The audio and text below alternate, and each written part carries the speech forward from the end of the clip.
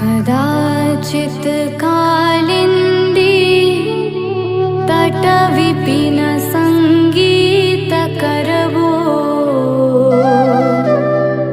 मुदा भीरी नारी वदन कमला स्वाद मधुपा रमा शम्भुर्ब्रह्मा मरपति गणेशार्चितपदो जगन्नाथ स्वामी नयनपथगामी भवतु मे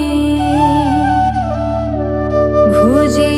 सबे वेणु